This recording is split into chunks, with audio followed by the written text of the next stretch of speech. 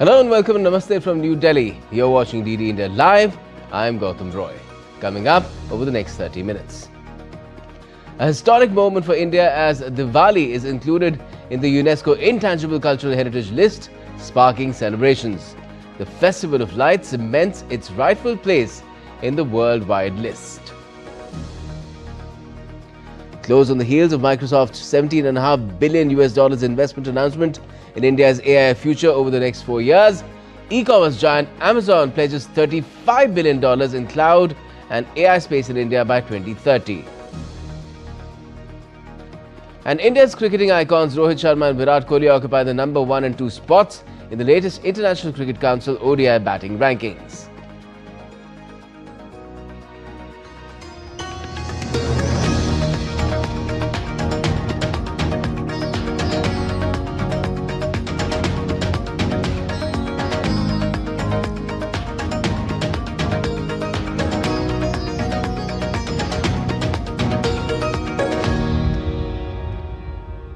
Australia on Wednesday became the first nation to ban social media for children under 16 years of age.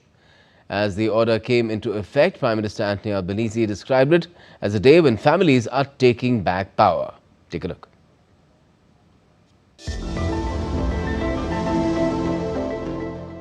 World's first social media ban for under 16 has come into effect. In Australia, 10 major platforms including Facebook, YouTube, TikTok and X are now required to prevent under 16 from holding account. Streaming platforms Kick and Twitch are also on the government's blacklist, as are Threads and X. Calling it world-leading and a proud day, Prime Minister Anthony Albanese said this will make an enormous difference and is one of the biggest social and cultural changes that our nation has faced. This will make an enormous difference. It is one of the biggest social and cultural changes that our nation has faced. It's a profound reform which will continue to reverberate around the world in coming months to assist not just this generation but generations to come.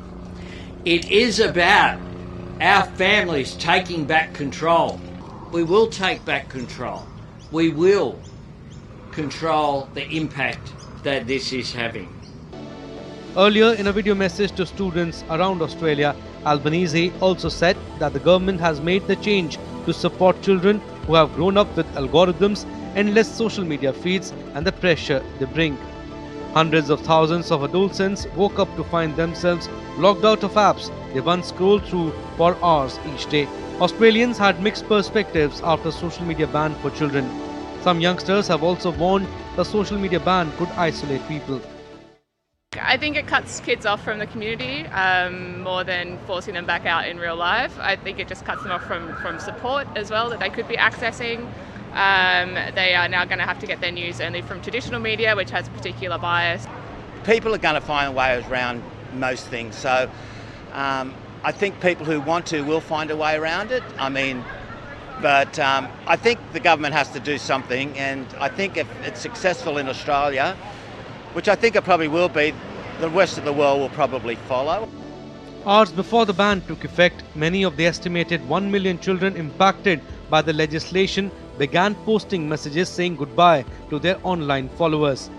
Popular apps and websites such as Roblox, Pinterest and WhatsApp are currently exempt, but the government has stressed that the list remains under review.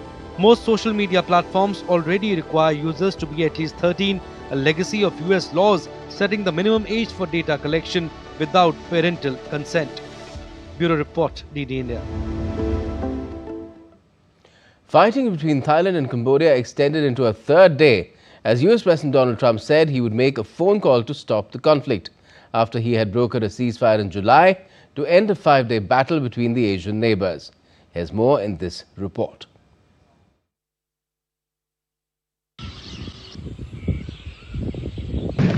Thailand-Cambodia border clashes have now spread across 5 provinces as both countries trade accusations and counter-allegations of fanning the fire.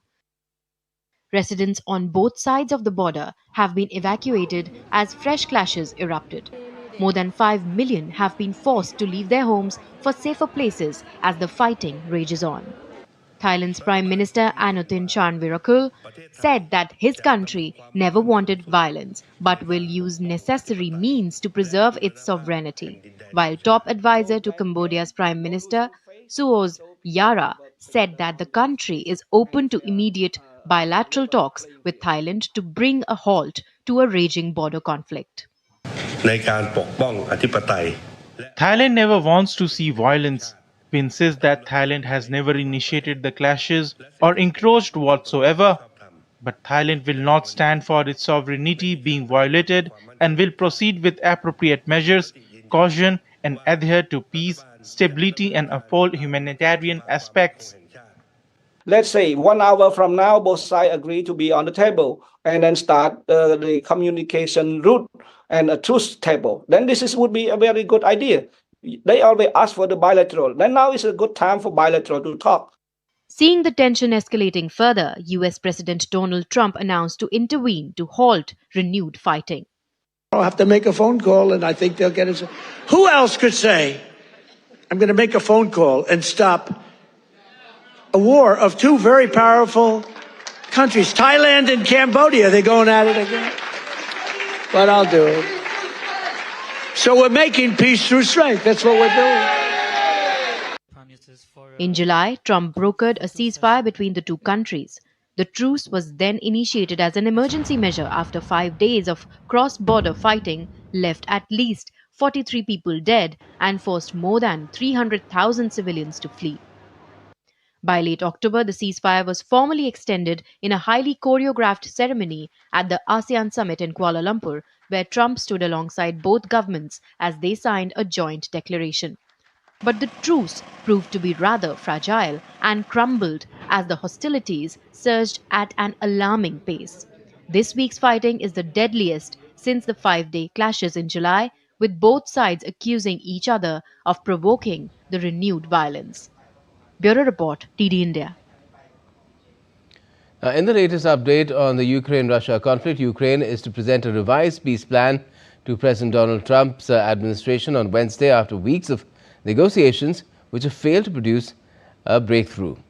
In an audio message, Zelensky said a revised peace plan now contains 20 points, though there was still no agreement on Russia's demand that Ukraine surrender occupied territory, which has become the major sticking point in negotiations.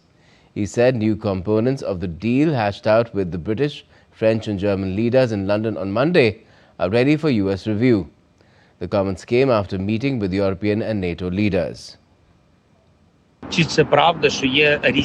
We are talking to the Americans and we are already talking to the Europeans, and I am very glad that we have involved our European partners.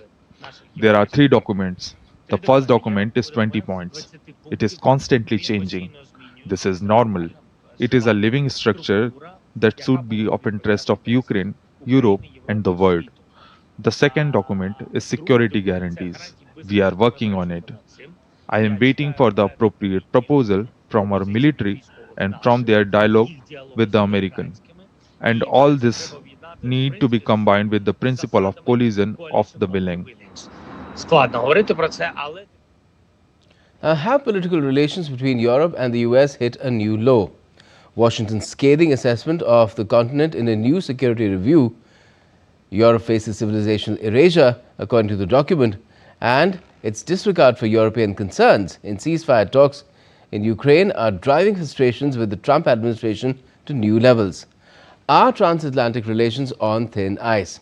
Let's ask DW's Stephen Beardsley joining us from Berlin. Well, hi, Stephen. The Trump administration has really had much good to say about Europe. Is the latest US national security strategy document any surprise?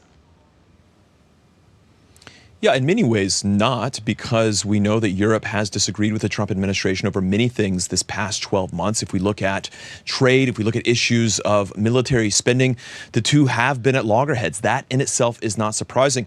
What's shocking about what we've seen over the past weeks from the perspective of Europeans is that it unveils this kind of rift in the worldview between the two sides that sometimes surfaces, but more recently had been covered up.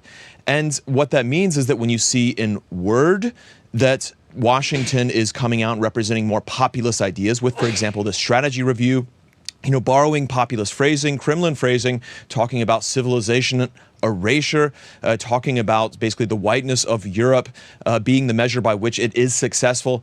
And then when you see the interview with Donald Trump yesterday, in which he repeated some of this, talked about Europe as decaying, and then in action, when you see with those ceasefire talks in Ukraine that Europe has essentially been left at the table alone from Washington, feels itself left out, then you can see what some of the frustrations are about here. Now, so far, the European response has been mostly measured on the official level. We see top EU diplomat Kaja Kallas saying, look, this is still a strong alliance. We saw the German Chancellor Friedrich Merz saying, look, some of this is understandable frustrations from the side of Washington, but we also know there's a lot of discontent that's not made public. And we see, for example, Kaja's predecessor, Josep Borrell, he was the former top diplomat for the EU, posting on Twitter on Tuesday, look, it's time to recognize that Trump is essentially an adversary to Europe. All right. So, Stephen, are we seeing a slow motion rupture in the transatlantic relationship as we know it, and is Europe prepared for it? Yeah, I think one of the things is when you look at the rest of that strategy review document and you sort of understand it as a whole, you realize that Washington really does want transactional relationships with former allies. It's less interested in values-based or ideas-based alliances that maybe former American administrations found with Europe. And Europe itself, many leaders would admit, have admitted that strategically Europe has not lived up to its expectations when it comes to things like military spending. And so Europe does have itself to blame in some of these circumstances. On the other hand, we know that if Trump is more transactional in his view of alliances, we know that within his administration, there are louder voices that are more ideological, especially when you look at J.D. Vance, when you look at Elon Musk. And these are the voices that seem to be coming through in this document in regards to Europe. And for Europe, that's a bit frightening when you look at this administration, the next 3 years, and then subsequent administrations. Is, in the best case scenario, Europe going to be somewhat neglected from the U.S., or will the U.S. indeed be something of an adversary to the political mainstream? Yes, certainly. And it does look like Europe has a lot of preparation to do to be ready for the kind of worldview Trump is projecting, provided it stays beyond his term. Thanks a lot for joining us for the moment, Stephen. Now, in a tragic incident in Indonesian capital Jakarta, at least 22 people are confirmed dead after a fire broke out at the Terra Drone office building. The flames were extinguished hours later and the area has now been cordoned off. According to preliminary reports, the fire is believed to have started on the first floor, possibly caused by a drone battery that caught fire and exploded in a storage and testing area, and then the blaze quickly spread to the 6th floor of the building. Authorities are currently conducting a thorough investigation to determine the exact cause of the fire. And still to come in this edition of DD India Live. President Draupadi Murmu says India has played a key role in shaping the global framework on human rights on National Human Rights Day. And India's Communication Minister Jyotiraditya Scindia discusses satellite-powered digital connectivity across India with Starlink VP.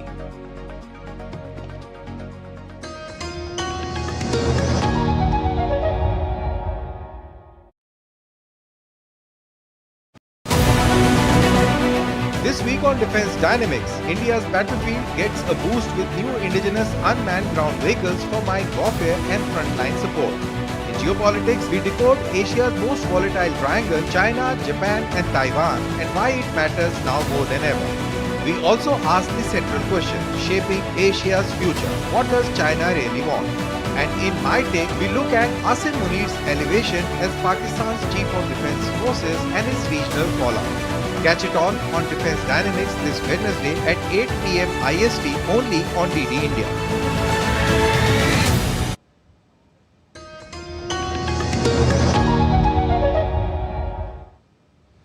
Welcome back. You're watching DD India Live. I'm Gautam Roy.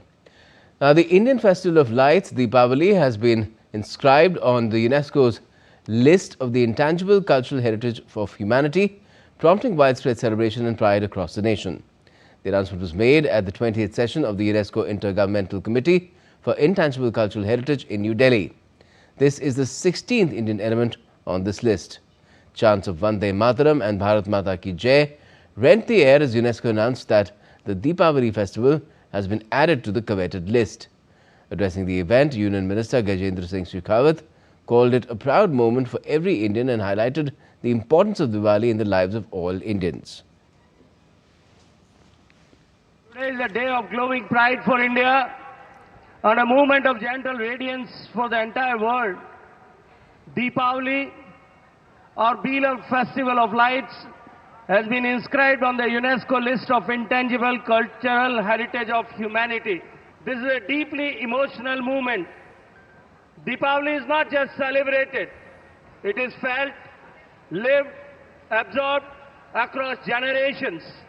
It is the soft, steady assurance that light will remain, that dharma will prevail, that hope will rise again. Now, Prime Minister Narendra Modi has hailed the announcement made by UNESCO on X.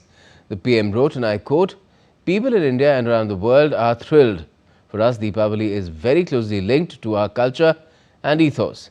It's the soul of our civilization. It personifies illumination and righteousness. The addition of Deepavali to the UNESCO Intangible Heritage List will contribute to the festival's global popularity even further. May the ideals of Prabhu Sri Ram keep guiding us for eternity." End quote. Now, President Draupadi Murmu has also graced and addressed the Human Rights Day celebration on Wednesday, organized by the National Human Rights Commission in New Delhi.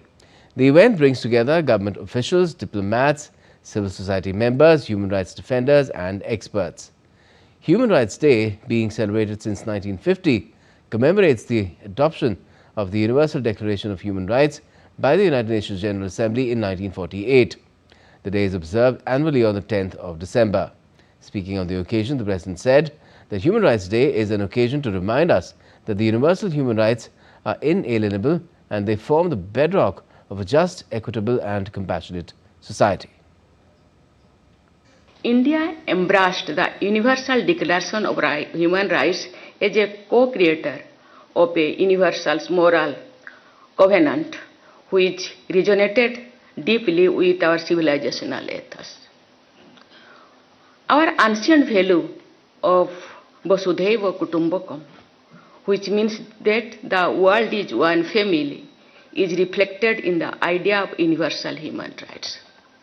It is only up that India's sustained commitment to the human rights principles has been recognized globally.